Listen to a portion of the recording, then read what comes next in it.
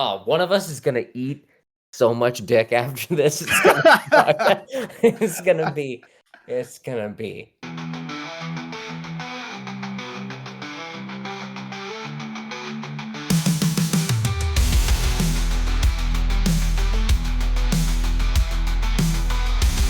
All right, welcome to another episode of Two Fight Fans, where we talk about all things in combat sports. I'm one fight fan, Colin. And I'm the other Stuart. All right, it is Mexican Independence Day. Well, it's almost Mexican Independence Day. It is Riyadh season. It is Noche. It is UFC 306. All this random crap that they're throwing in for this What fight and is name. doesn't Noche just mean like night? I'm pretty sure, yeah. So it's just UFC night Yep. during Riyadh season. Yep. And now, what is Riyadh season, Colin? I don't know. I don't want to say something stupid because I know because if something happens in like 30 years where I'm doing something, they're gonna dig up this podcast. Like, see, you were racist. And it's like, Yeah. I didn't know what Riyadh meant. That's true. Or alternatively, you're traveling around and then suddenly somebody with a bone saw comes up to you and you're like, uh-oh, they heard about me talking smack about That's Riyadh true. season. Yeah. So UFC Night 306 Riyadh season, Mexican Independence Day, with the Yep. most Mexican card I think I've ever seen, Yeah. headlined by Montana's own Sugar Sean O'Malley and Georgia's own Merab Dvalishvili.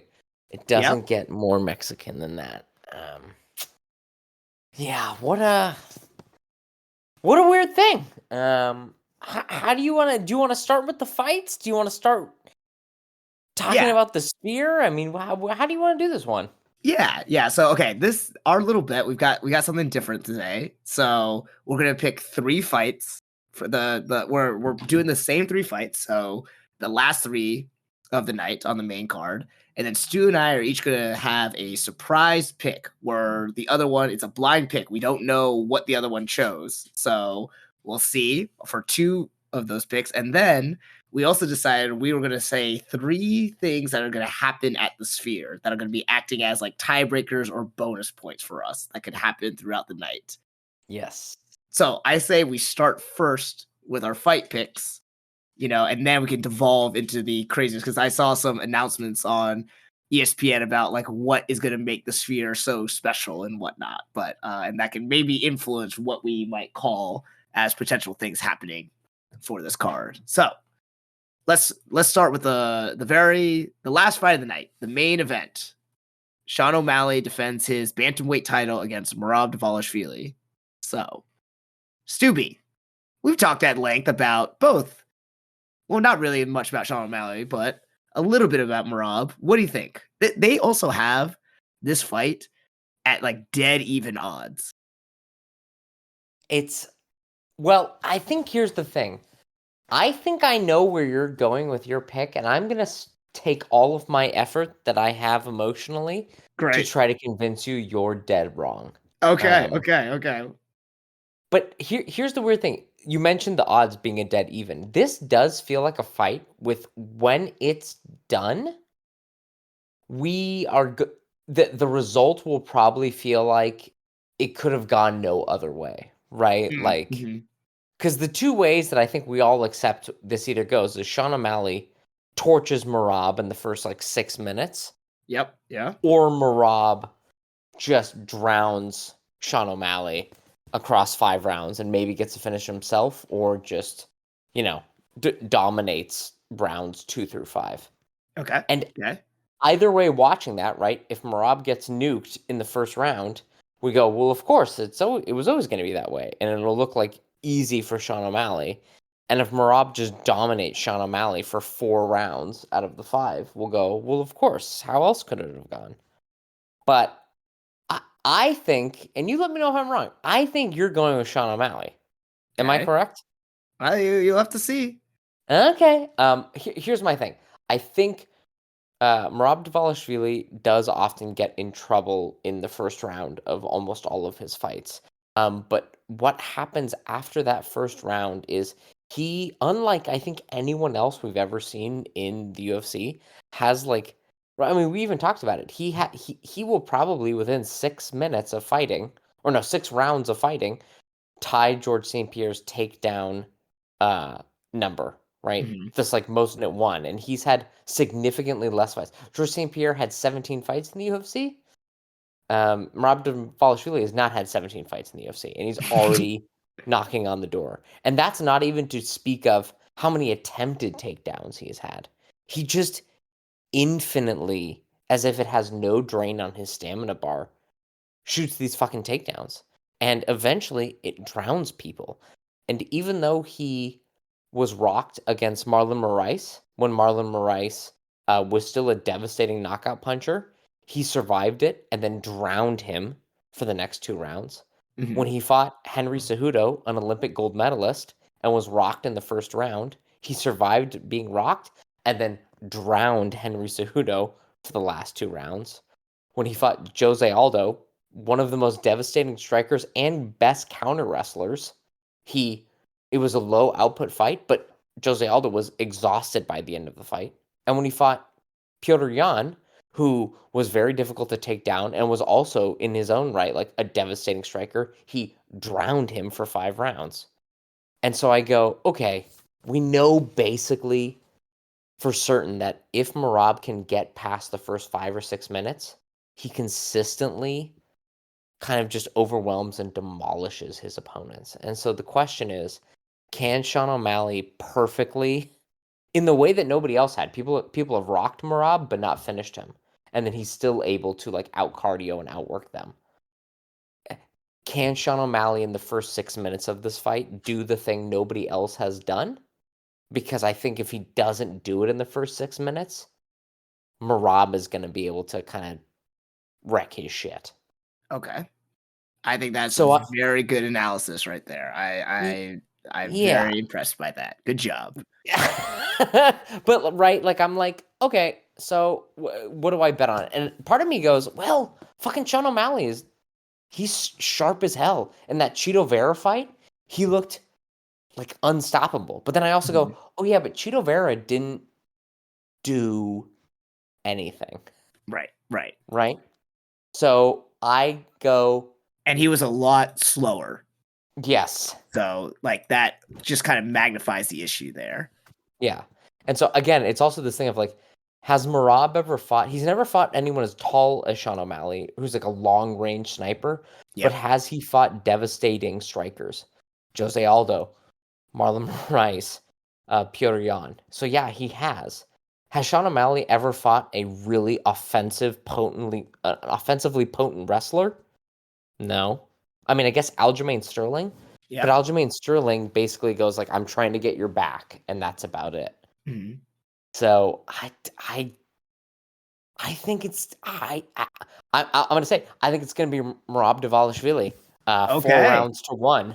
I Ooh. think it'll probably look in the first round. He'll probably get dropped in the first round. Again, talking about our differences in picking first rounds, I'm like for sure Sean O'Malley's gonna win this first round. He'll probably drop Merab, um, and maybe get really close to a finish. But then it's that happened against Marlon Moraes. It happened against Henry Cejudo. Like it almost seems to like wake him up, and then he's like, okay, well now I have to go crazy on you for 25 minutes.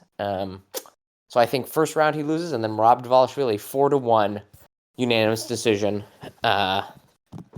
New champ of bantamweight, and the first Mexican champ, because Henry First Cejudo. Mexican champ.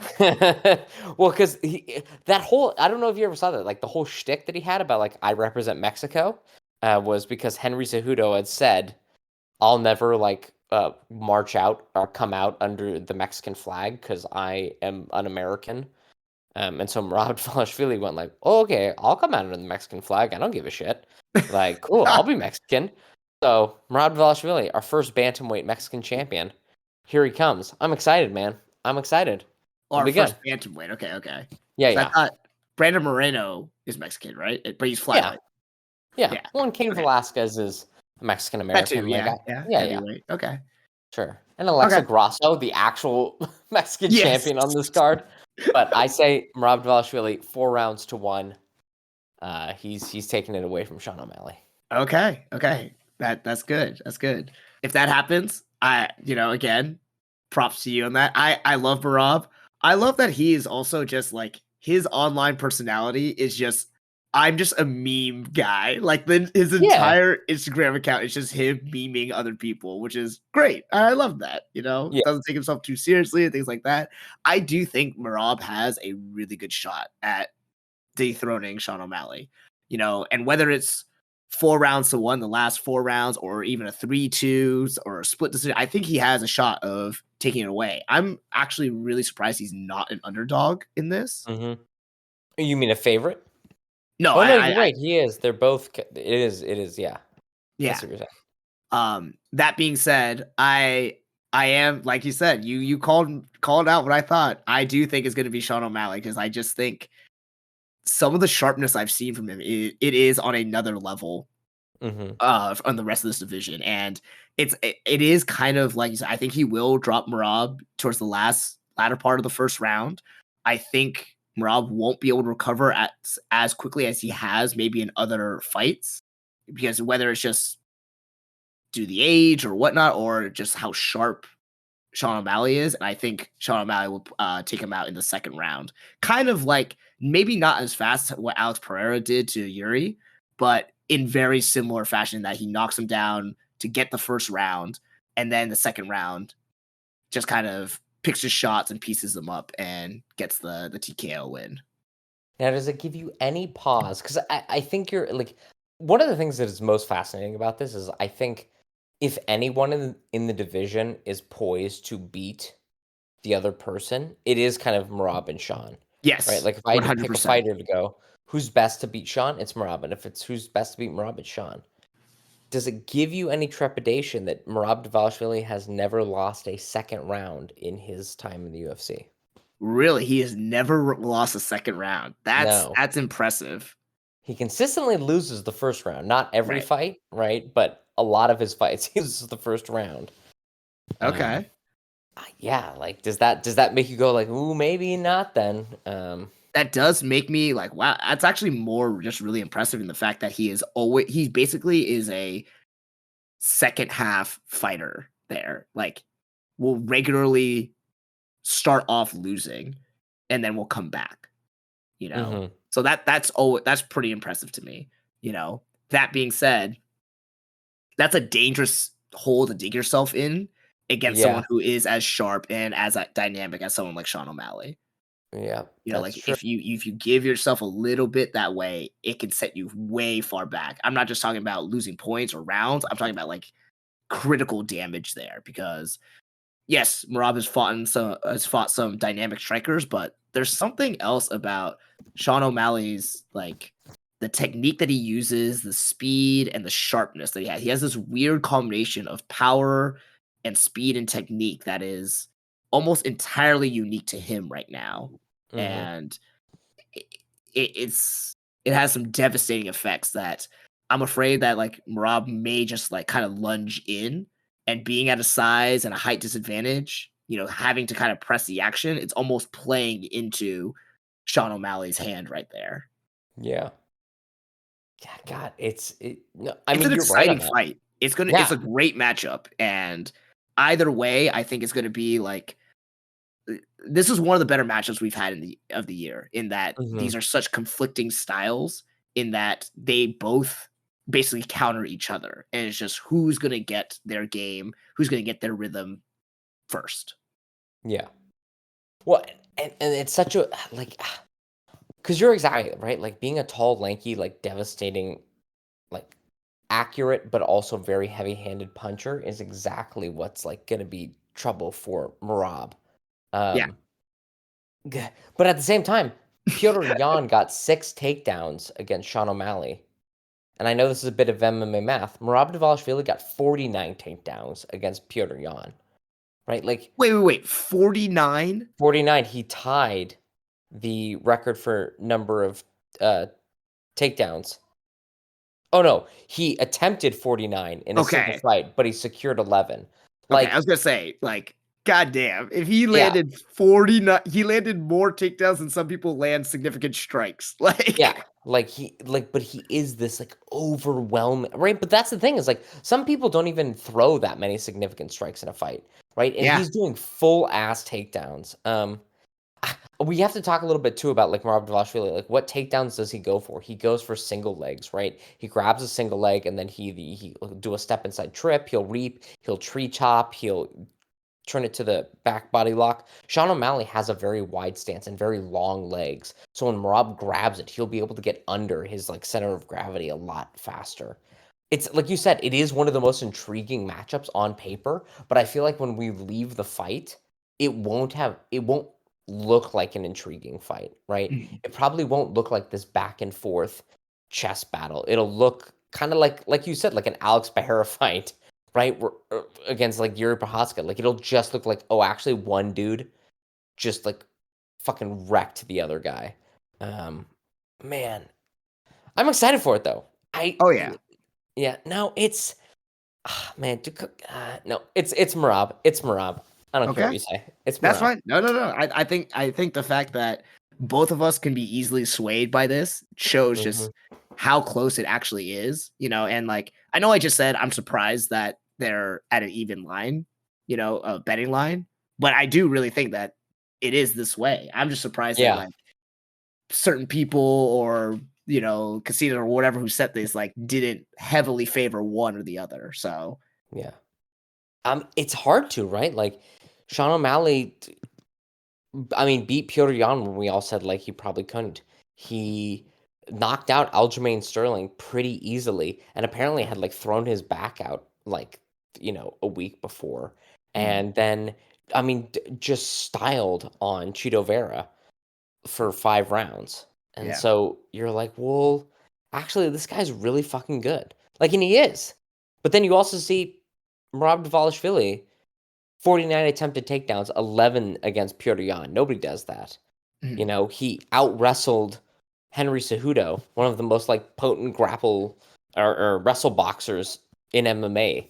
Then like Jose Aldo, the best takedown defense it's ever been, he was able to get takedowns against him. So you're like, well, who do I pick? It's a good fight, man. It's good. Yeah. I'm Oh yeah, excited. yeah, And I'm also excited to see the first bantamweight Mexican champion yeah. get his belt. It's exciting. It's exciting.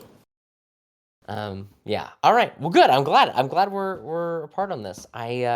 One of us is going to be eating crow really hard, I feel Oh yeah, like. yeah, yeah, yeah. That's And fine. we're watching this one together, so like, We are. It's yeah, either you're going to tune to me and be like, "See, I told you," as Marab is unconscious on the mat, or round 4 when Sean O'Malley is like huffing and puffing and Rob Dvalishvili runs across the cage and picks him up again. I'll go, "Ha ha ha. I told you." listen. The last time we watched fights together, we were like 10 years younger Yep. and we were way more obscene. So I'm wondering what will happen this time? Like, Well, will my our wife is attending too, so I'm going to be like, "See, dear, I uh, told you about the Marab." Um, yeah, it'll be good. It's gonna be good. It's yeah, gonna be good. Um, all right. So fine. you've got Sean. I've got Marab. I'll be Yeah, interested to hear your pick because I think we might also have a split pick on this next one. yeah, okay.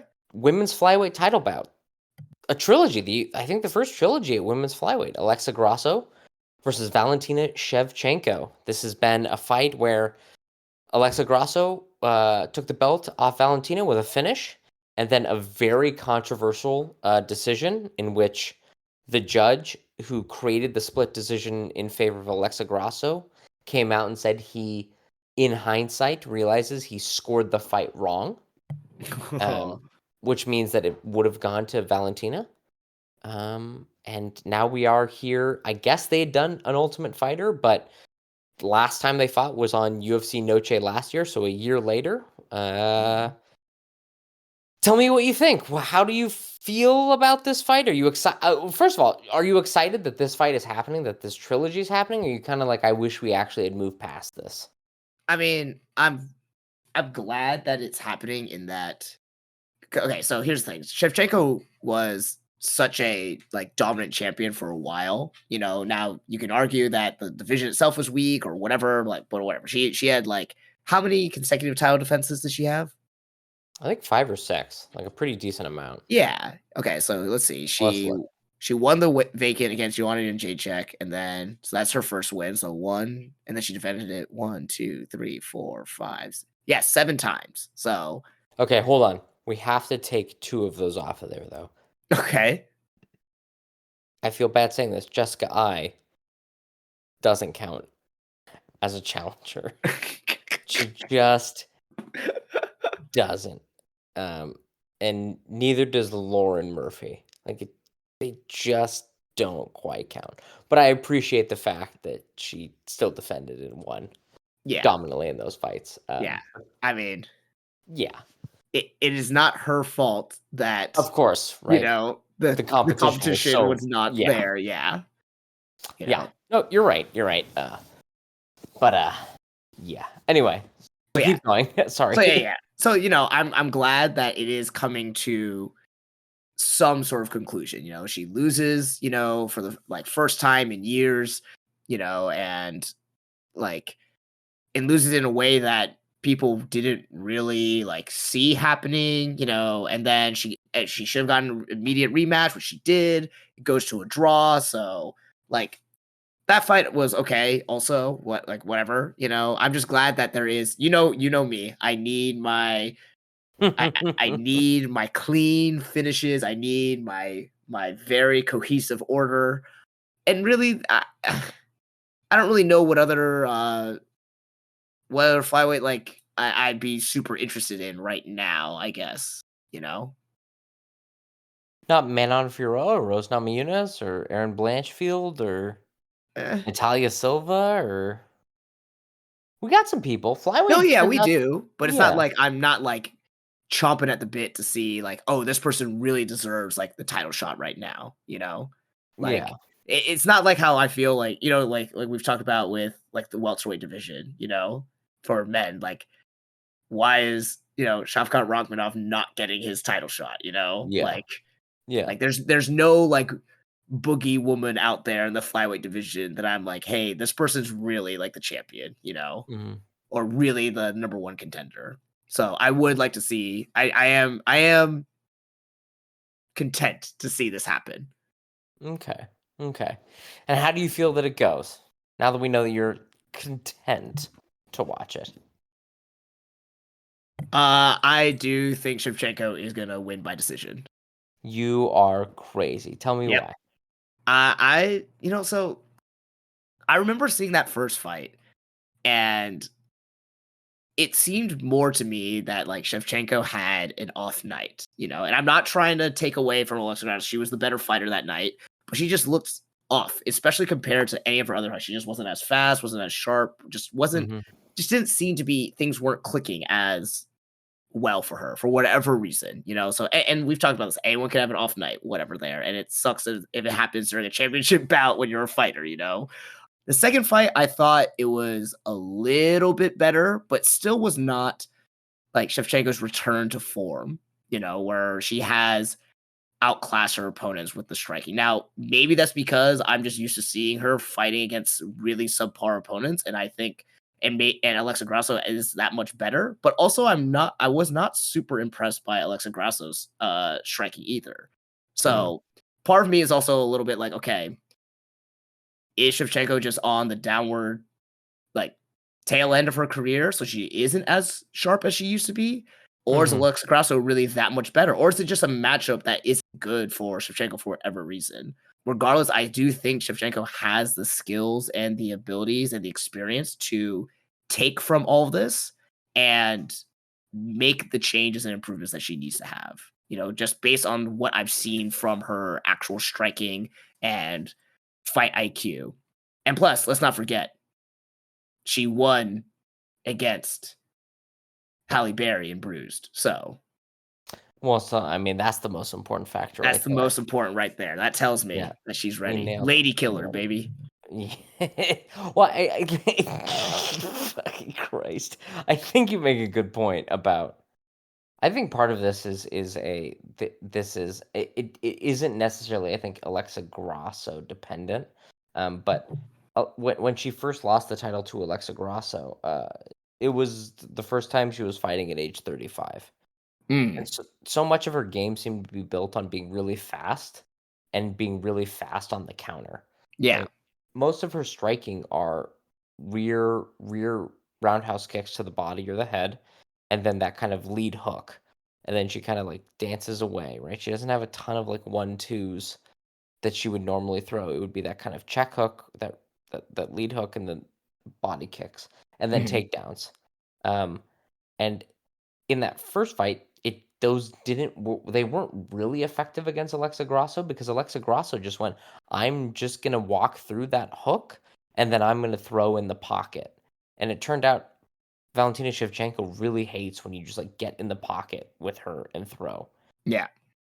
And then Alexa Grasso had perfectly, practiced, and there'd been shots of them in the background. Like she often, as a panic move, rather than Max Holloway really timing that spinning rear kick or turning side kick, or whatever the fuck people call it, Mhm. into the body, rather than using that as something to like, as someone is moving in, she'll use that as like an offensive advancing kick. Yeah. And so if Okay. you just get on the outside, you can take her back, which is how Alexa Grasso did it.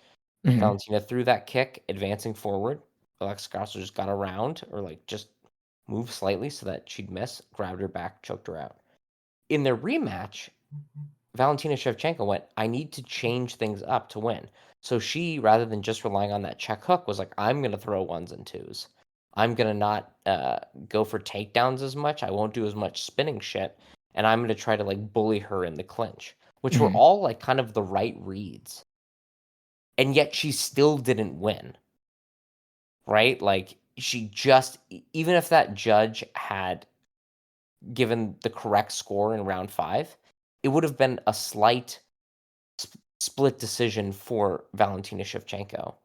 And so I go like, she's the one that made the most amount of adjustments in the second fight, and it still wasn't enough. Mhm. Whereas Alexa Grasso didn't really make many adjustments in that second fight. I guess like initially, right? She adjusted to Valentina's adjustments mid-fight, but she didn't like come out with a radically different game plan. Right. And then I look at their age and I go, Valentina's 36 now, and Alexa Grasso just turned 31. It could just be this thing of like Valentina's just older and like slightly slower, and just Yeah. the changes she made to how she was striking, right?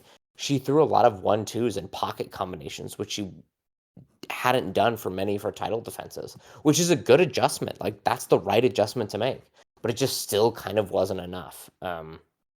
So I think Alexa Grasso, it's more like Alexa Grasso almost doesn't need to make any changes to how she fought in the first and second fight. She just has to like keep being in Valentina's face because Valentina's getting slightly older and she'll Mhm. probably win. Um, Yeah. that's kind of my take on it. But it's like it's this weird thing because I think we want there to be like this handover of like from Valentina, or like even if it was like when like Ronda Rousey got knocked out by Holly Holm and then it got passed on to Amanda Nunes. Like we want these like more dominant champions to take the place of our older dominant champions.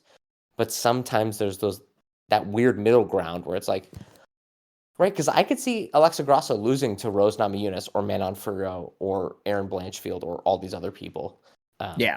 I think it's just a matter of like there just is going to be a turnover for Valentina, and it just happened to be that Alexa Grasso was the challenger at the time that Mhm. got to do it.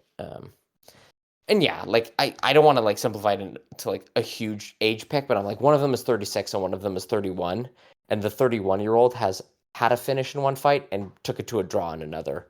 Like time is not on Valentina's side No, to definitely not. yeah. Yeah. So I got to go with Alexa Grasso. But again, Okay. like it's right. If she has an off night or she feels weird, like the fights have been really close, so like Valentina could win. But Yeah. I just can't rely on that.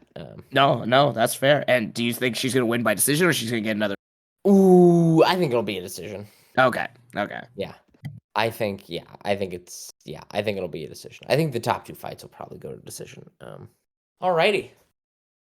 The featherweight bout. We've talked about this Yes. one before, but it's For UFC happening. 300, right? Yeah. It was originally 300. Yeah. Is that right? I think it was 300. No, that can't be right. We're gonna look this up. I feel like it just happened. Oh no, it was 303. 303. I'm sorry. 303. Another Alex Pereira fight. Yeah, Alex Pereira is the one that's coming through and saving everything. Anyway, but it's Brian Ortega and it's Diego Lopez. It's the Yep. battle of cool hairstyles, kind of, maybe. We talked a little bit about this before, and I believe last time you had gone with Brian Ortega. Is that right? No, I went with Diego Lopez, I'm pretty sure. Let me Ah, see. okay. Yeah, I said Diego Lopez second round submission, and you said Ortega third round submission. There we go. Now, so I have to ask you, after seeing Diego Lopez struggle with Dan Ige on 4 Yeah. hours' notice, Yeah. are you as confident in that Diego Lopez pick against I Brian Ortega? so that's the thing. I don't know now because I have to wait. Okay.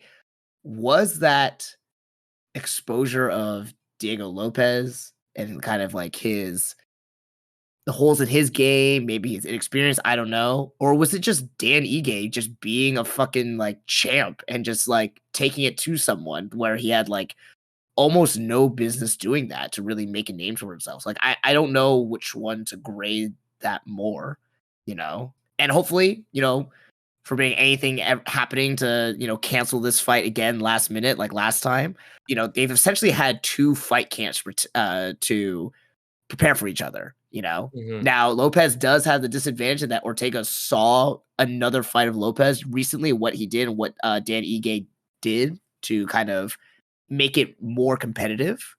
Mhm. So, what he took from that and whether he can copy or imitate or whatnot, I don't know. But is that really Diego Lopez and in his top shape? We talked about the mental gymnastics he had to go through at 303 and, kind of having a blind fight, against Dan Ige, which is a very different fighter than Brian Ortega. So I don't know how much that can act as additional scouting or as an advantage for Brian Ortega. But that being said, the one thing I did notice with Diego Lopez was one thing that should have been still like solid for him was his gas tank. Mhm. Like he should have still come into that fight conditioned, ready to go. But he did look like he gassed out from Dan Ige. Now, whether that was again because of everything that he went through that fight, like kind of behind the scenes, or Dan Ige, which is able to push the tempo more than Diego Lopez had prepared for. I don't know. So that is something that would be of concern. But seeing this, I will change my ending, my prediction. I still think it's going to be Diego Lopez, but I think it's going to be by decision. Interesting. Because I think you've touched on like two things that it made me more confident in my Brian Ortega pick, which is the cardio that we saw from Diego Lopez. Mhm. Yep. Because and I went back and watched that Mozart Evloev fight, right? Like he wasn't totally exhausted, but you can tell by the third round in that fight, he's not as crisp and he's not doing as well. Uh in a noticeable way by the third round. Mm. Brian Ortega gets the like absolute bejesus kicked out of him by Max Holloway and Alexander Volkanovski, and he still comes out round after round and threatens them in some way, right? Like he doesn't finish them or get the win, but like he even when he's tired, he's like very dangerous. Whereas Diego Lopez loses that danger a lot. Mhm. Um, Yeah, that's fair. and then in watching that Dan Ige fight, what I noticed was like Diego Lopez really, and I think we knew this, but like it really highlighted it. Like he really only throws hooks. He doesn't throw straight punches. And so Dan Ige caught him quite a few times with jabs and overhand rights. And like our Brian Ortega's boxing is not the best, but the things he does have is straight punching. Mhm. So I'm gonna go again. Third round submission, Brian Ortega. I just think he's All gonna right, all right. light up Diego Lopez at range, and by the third round, Diego Lopez will be too tired to mount any sort of offense, and Brian Ortega will just be like, "Well, great, I'll take that opening." And it'll be a third round submission, and it's gonna be a third round choke. I don't know what kind. Ooh. Be Okay, okay, no joint manipulation. It's gonna be a choke by Brian Ortega in the third round. okay. Yeah, yeah, yeah. No, I like it. So yeah, wow, this is the most divided we've been on a I card in a know. I long love time. it. I It's fucking love good. it. Yeah. Oh, one of us is gonna eat so much dick after this. It's gonna suck. It's gonna be. It's gonna be cool. It's gonna be good. It's gonna be good. All right. Well, tell me your mystery pick My mystery pick. Well, and or if your it's mystery. your mystery pick as well, you let me know. Okay.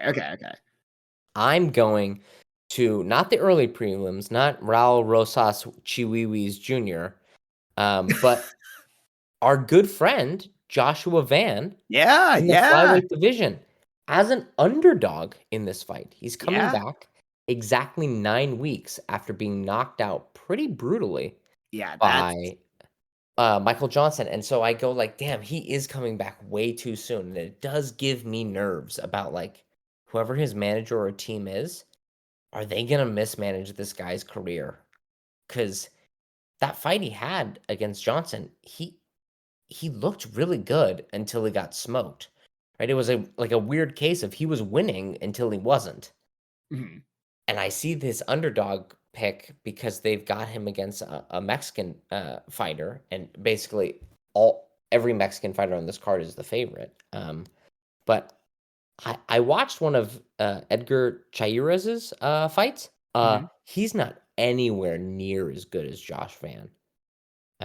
So I'm like, Josh Van is coming off of a knockout 63 days ago, but as long as his brain isn't like, as long as he can still take a halfway decent punch, his skill level is so head and shoulders above Chairez that it's like it's a Josh Van for pick for me all day. And if any of you out there are gamblers, he's an underdog. Like this seems to me like the easiest plus money on the card you can get. Mhm. Uh, so I'm picking Josh Van. I'm gonna guess decision Okay. um, overall. Yeah, All right. I'm glad you picked this fight because this was one that I had like earmarked as well. it's a good one, man.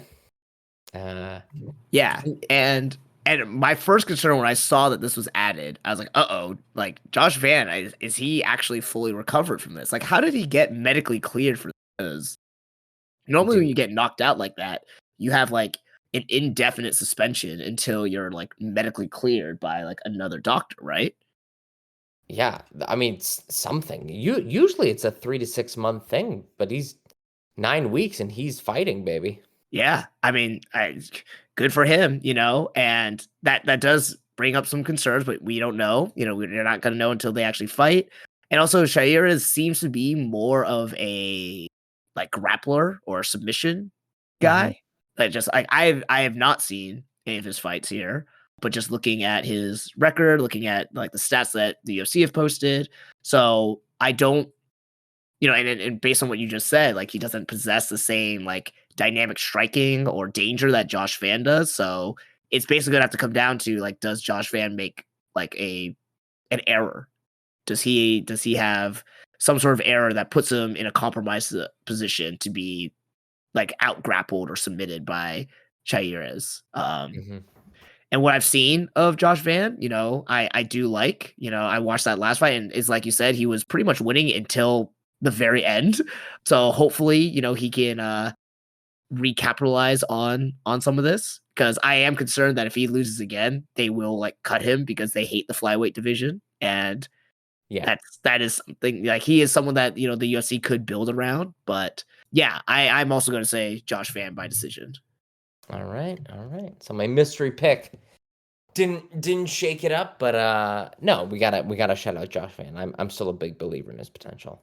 Um, all right, what's your mystery pick? I'm excited to hear it. All right. Well, mine is going to be the early prelim call. Raul Rosas Jr. Ari Chile. I don't know how to pronounce his name. Like, I'm also trying. I don't know how to pronounce this here. So I think is he Mongolian? Yeah, no, he's Mongolian. That's why. Auri Chiling, the Mongolian murderer, which is a great name. Fucking metal as hell, dude. Yeah. So, all right, give it to me. What do you think? Well, no, you go first. You picked this one. I gotta even look up who the fuck the Mongolian murderer is. I gotta know what's going on. Okay, yeah. So this is they are opening the card with this. They also have no betting odds here, which is not a good sign. Yeah. It's this guy, the Mongolian murderer. He's got kind of a weird, interesting record right now. He's got 25 wins and 10 losses. What is his? I think 8 of his wins are by KO and 16 are by decision. So, whatever. Yeah, he just seems to kind of be like a journeyman guy, so that they're kind of almost feeding to Rosas Jr. But I don't know. It's almost I like because it is Mexican Independence Day and they're opening it with this fight and they're slanting it towards Rosas Jr. Like they've been trying to build him up for a while. So I feel like this is kind of like, a gimme fight for him. But for some reason, my stupid lizard brain wants me to pick Auri Chi Lang, and I don't know why. I don't know if it's just because of my just root for the underdog or whatnot, but I don't know why my brain is saying that, or my heart or whatever. My plum pick wants to be at. I do think though Rosas Jr. is gonna win by decision. Okay, by decision. It could be that you secretly hate chiwiwis as a phrase, which I agree with. Chiwiwis is a silly phrase, and I don't like it. And I haven't figured out the appeal that Gen Z has for chiwiwis. So you're going by decision. I mean, you're exactly right. I mean, a lot of these fights, it feels like, other than the top three, have been massive layups for the Mexican or Mexican American fighter to win.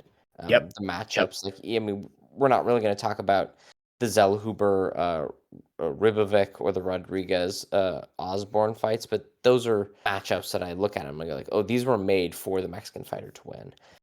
Yeah. And this clearly feels like it. Now, the thing you've made a huge mistake in is Raul Rosas Jr. has no cardio basically past the second round, or has never really shown it. That's And true. he always gets rear naked chokes and arm bars. And so the question is, will Orichi Lang, is he more susceptible to being taken down and then offering up an arm, or turning his back, trying to get away from a takedown? And Yeah. because the majority of his victories are due to strikes, he's probably going to be more interested in turning away and trying to break grips and giving up his back. So I'm going to say Raul Rosas Jr. by rear naked choke, and I'll say first round. And I think rear naked choke is an important thing to note. I deserve 1/2 bonus point if I get that submission right, because I will give you a nice pat on the back if that is the that'll joke. be nice. That'll be Yeah. nice. Yes. Okay. Chiwiwis. I mean, you could have picked Irene Aldana. You could have picked Norma Dumont.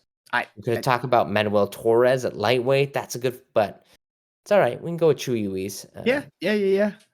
I'm interested in him fighting a real fighter at bantamweight now. Yeah. Because they're just bringing in people where you're like, all right, I get it. Yeah. Well, okay, so those are our picks.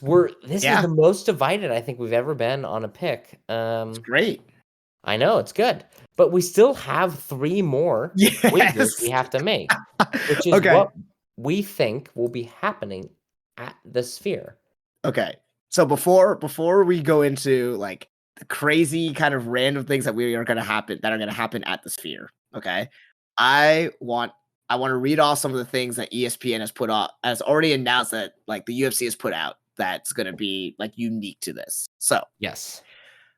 This will be the first time that apparently a UFC event is broadcast in 1080p. Really? Oh, I didn't know that. I just kind of assumed that 1080p was like the standard. I would have assumed it'd been like, hey, it's going to be broadcast in 4K. And all of you cheap motherfuckers who don't have a TV that's in 4K, which is me, like tough shit for you. Like that's what I thought. But I did not realize that all of their events have not been in 1080p. But whatever. So this will be the first one. Second one, there are haptic seats at the Sphere. So they will provide force feedback based on the action in the octagon and the environmental elements within the films that they are showing during it, which does that mean like if someone gets a knockdown, someone's going to be pressing a button that causes all the seats to rumble or what? Like, I don't know how they're going to do this in real time. Or like if Merab gets a huge slam, is someone going to like press a button to cause all the seats to rumble too? Like, how are they going to detect this? Yeah, if Marab is really like wrestle fucking Sean O'Malley, like are all of our prostates going to be stimulated in the crowd? Like what does this actually mean? This Yeah, is I feel like it has to be some guy who's just watching the event and is going to press a button every time like a big hit happens or like yeah, a takedown happens, you know? silly. Yeah. Silly business. But all right, cool. Yeah, Sure for an those people experience. that paid $10,000 per seat. Let Yeah. me know how good the haptics were on your legs and buttocks. Yep. Yeah. There will be live audio in Spanish. It will be the first UFC event where fans in attendance can listen to live commentary from English or Spanish broadcasts. Oh. So does that means like literally in the chairs you could hear like Joe Rogan and Speak Spanish. whoever's or the Spanish commentators, like you could actually hear it as if you were watching it on TV. Interesting. Okay. So So I that won't affect us, but all right. no, but that is kind of interesting, like I Mhm. never thought about that. Yeah. Okay. Quote unquote for Mexico for all time. The different this is like what Dana White had revealed before. There's going to be 6 90-second chapters woven throughout the event, shown on the screen that basically depicts Mexican fighting. All right. So I don't Cool, I yeah, guess. yeah, I think this will be something that maybe we can talk about as one of our predictions, but Yeah. okay. There are new Octagon girls. 6 are native born Mexican women, and 2 are second generation Mexican, which I don't know what that means. Second generation Mexican American, maybe? Yep, probably. Okay. Either But way. new All right. Octagon girls. Woohoo! All Mexican Octagon girls. Great. That woohoo was both sad and like upsetting to hear.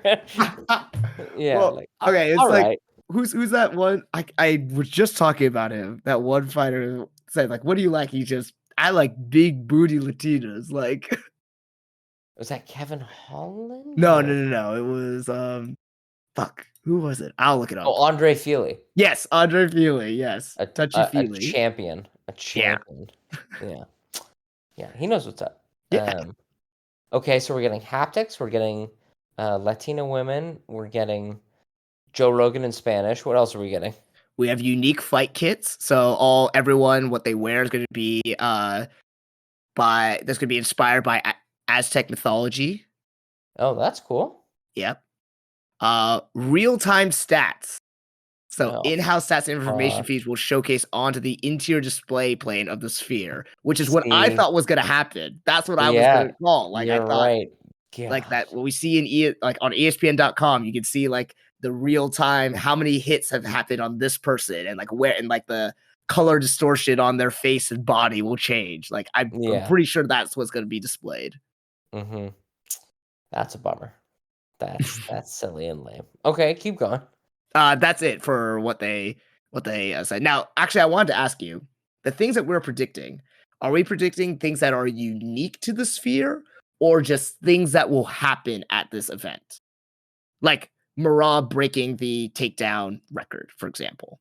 Oh, I was imagining it more about the sphere itself and the Okay, okay, experience rather than saying like Sean O'Malley will get the fastest knockout. That was for a fight pick. It's okay. basically things outside of fight, unless you're like a fighter is so distracted by, something that they look away from their opponent and get knocked out. Then okay, I can. Yeah, But yeah, I think we both kind of get the vibe of what these picks will be. yeah, yeah. Okay, I just wanted to make sure that was clear. So, okay, Okay. so Stu, tell me, give me your first prediction. My first prediction, which I think is probably the safest and most boring, is that the sphere will transform into either the moon or Mars for the final fight so that it will appear as if Sean O'Malley and Merab Dvalishvili are fighting in outer space on the moon or Mars during their title fight. That's my first pick. That is great. I love so basically like karate combat. Yeah, something I so well, love that. I Well, because I fucking think love it. Dana White had said in a press conference, he's like, "Oh yeah, there will be different worlds projected onto the screen." Like, Dana White with his boring ass like mind is like, "What if they fought on the moon?" And that's definitely happening. There will be, yeah, the sphere will make it seem as if when a fight is going on, it is taking place on an extraterrestrial planet or like on a satellite in the stars. That's my first pick. All right. My first pick is something that I alluded to earlier.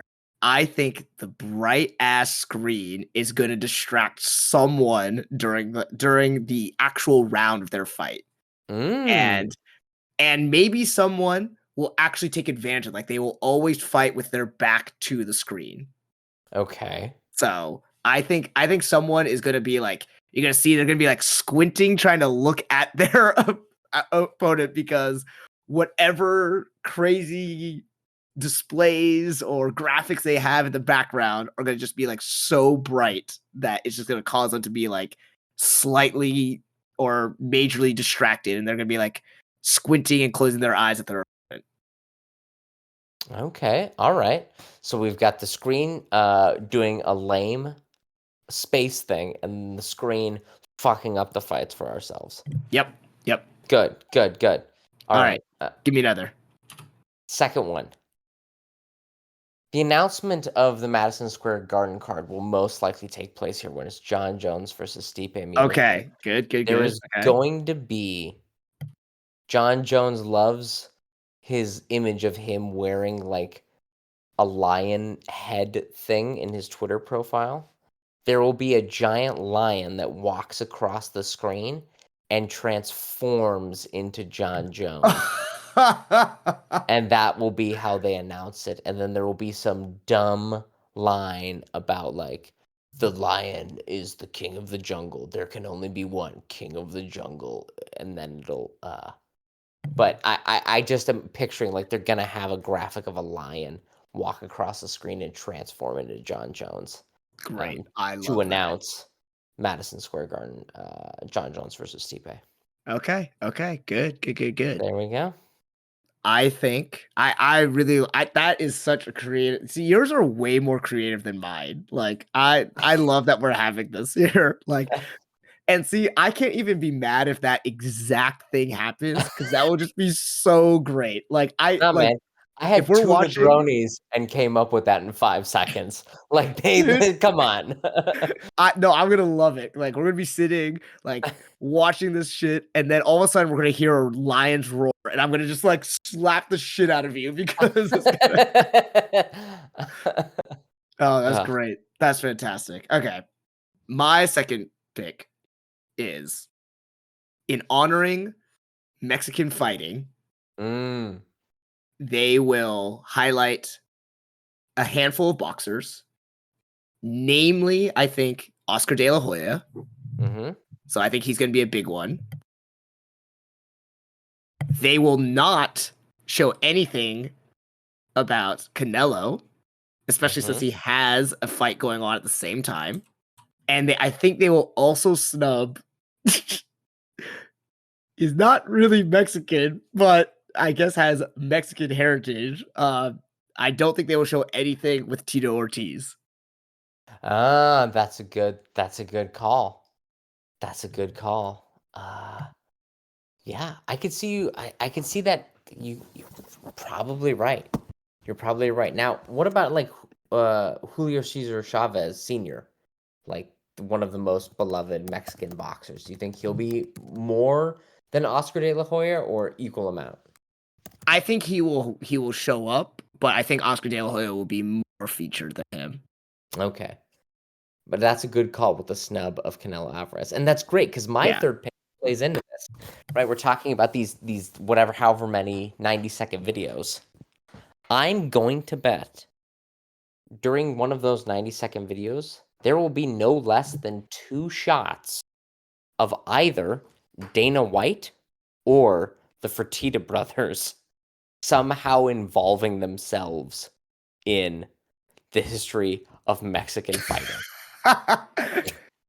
You mean Dana White, like Dana White climbing an Aztec temple or something, or like what or do you just mean? if they're talking about like, oh, the greatest boxers, but then it came to MMA, and it'll be a shot of Dana White being like, guess what? We're gonna have a Mexican MMA fighter, Cain Velasquez, right? But like they won't just cut straight to Cain Velasquez, or they won't just cut straight to the actual Mexican or Mexican American fighter. They will find a way to at least have like a 2-second clip of Dana White or one of the Fertitas talking. And it'll most likely be Dana White. So that in a way, within the 90 seconds of it, he's at least taking up like 2 or 3% of the screen time. Okay. Dana White will involve himself in the video of Mexican MMA, despite the fact that his last name is literally White. He's just a white dude, like I can't fathom that any of these promotional packages about like Mexican MMA, Mexican fighting spirit, Mexican boxing, Mexican combat will not in a way be like, oh yeah, and Dana White was involved in it somehow. Yeah, Dana White is the reason it's all here. Bingo. Like the Something white like man savior. yes, that is All right. exactly right. All right, all right. My last one. And if you remember back to 303, Mm-hmm. the UFC had Diego Lopez dress up as a Spartan for some Mm-hmm. shittily produced ad. I Yeah. think the very first one in recounting Mexican fighting history will be a number of the Mexican fighters dressed as Aztec warriors. Maybe Diego Lopez again. Now here's the real question.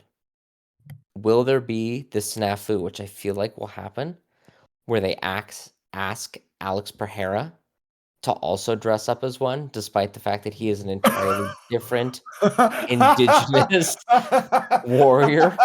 But since he's the most iconic one, they're like, "You're basically a Mexican fighter, right?"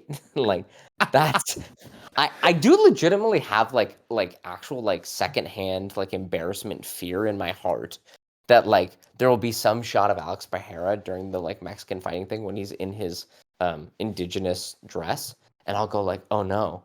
That's not That's not that Mexican. that's not Mexican." But, like, I could see Dana being like, "No, that's fine." Like, of course, he has to do it because that's It's all South basically America, you I know? know, right? Like, I have such, like, deep in my stomach fear that that'll happen. Yeah. Or simultaneously, I know this is my, like, bonus bet, like, or Joe Rogan will ask during the broadcast, like, "Why isn't Alex Pereira being featured in these things?" Right? Like, somebody's gonna make that mistake, is what I feel. Like, it's And then ugh. DC will be like, Joe, he's Brazilian. Yeah. And that'll be and then Joe might go like, "Well, no, but he's like, isn't he?" And then he'll kind of trail off, Yeah. like, ugh, dude, if that happens, like, I might go walk into the ocean, like that. I'll die of secondhand embarrassment. That'll hurt so bad. Oh man, brutal. Anyway, no, but I think you're right. I think, yeah, the UFC loves to parade their fighters around when it comes to like, yeah, Yeah. ugh, And I think it'll be like really shitty production quality again. Like, yeah, yeah. Now, I will say, like, the production of the UFC events is the thing that they are very good at doing, yeah. right? Like, Yeah. the Yeah. Yeah. production No, that's team is true. very good, but, like, yeah, like, bad green screen, and then they project. Yeah, it's fuck me, man. It could be terrible. I hope it's really cool, and I'm Oh, yeah. excited Yeah. to see kind of how it translates, but dude, yeah, there are just so many things that I can think of off the top of my head where I'm like, "Oh, no, they probably will do that," and it's gonna like, even if it's just Dana being involved in, like, I'm part of Mexican combat history, I'll be like, "Oh, this is the worst. Please don't do this, Dana." Um, or if they fight well, that was the thing, 'cause Dana said, like, they're gonna fight on different worlds, so I wonder if, like, is every fight gonna be a different, like, world and, like, setting? Like, Ooh. are they gonna project, like, an underwater world and then they I was fight gonna or, like say they're just or fighting in the ocean. yeah, or, like, a volcano world, and then it's like, "Whoa, they're on top of a volcano with lava erupting." Like, is that what this is gonna be?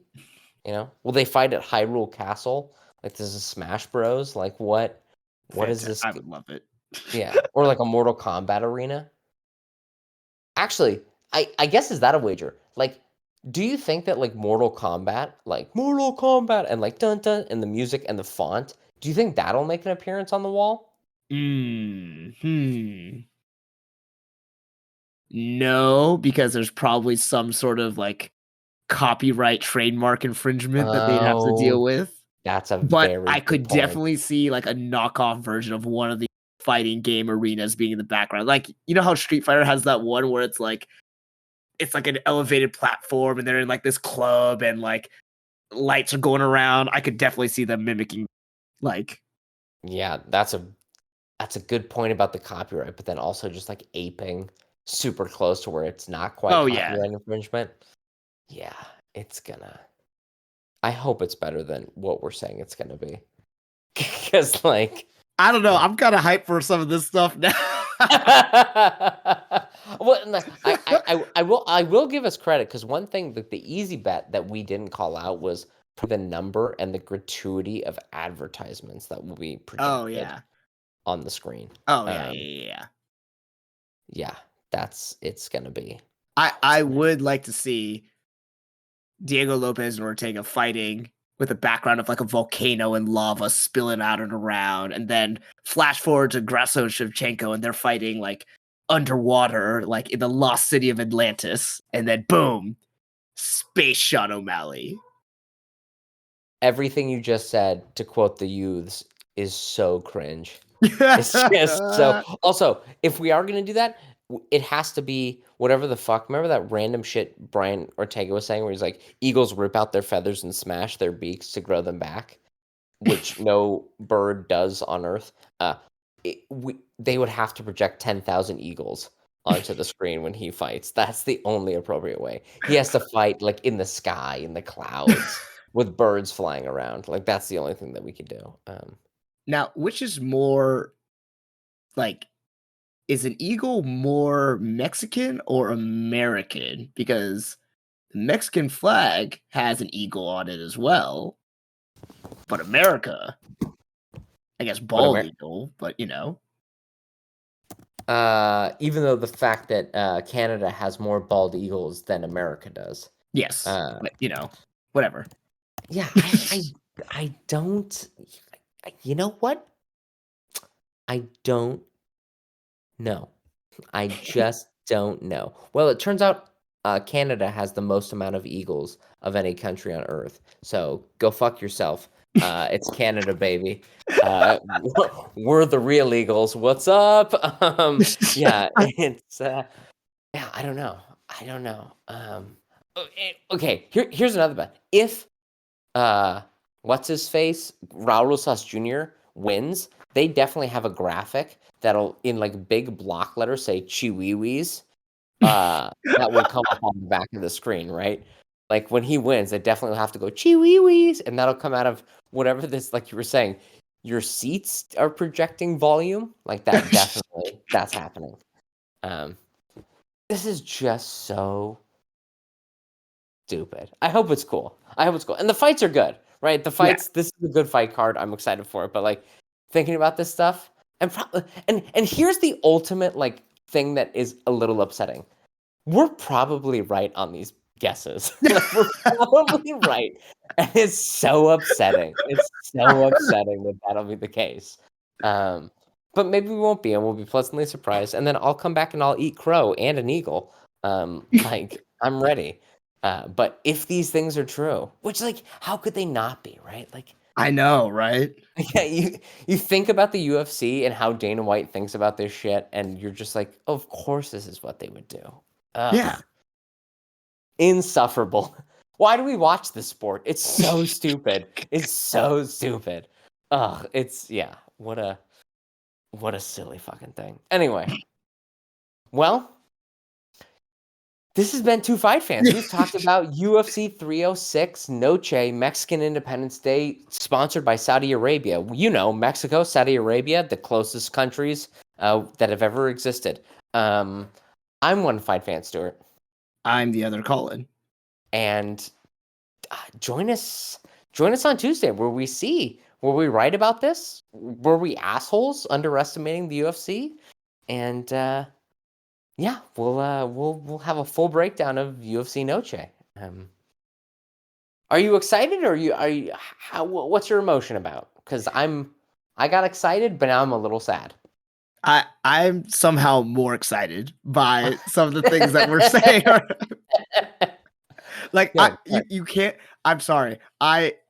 I'm so excited for the Madison Square Garden announcement with John Jones turning into a lion on this big ass screen. Like I will be disappointed if that doesn't happen. And then what do they do? Like, because if John Jones turns in from a lion into John Jones, does the skyline of Cleveland turn into Stipe Miocic? Like, what's his transformation that he gets to have, right? Or is it just like immigrant spirit turns into Stipe Miocic? Is that the Guys, thing? it's only going to be about John Jones because Dana That's White has like a raging boner for him now. So yeah, yeah. Will that raging boner be involved in any of the Mexican combat history short films that they're showing? that is a good question. What a We'll have to what see. a We'll have to see. Well, everyone, join in, watch. You can watch this thing in 1080p for the first time. Hopefully, the Russian streamers will also let you watch on illegal streams with that as well. Yeah. All right. Bye, everyone. Bye bye.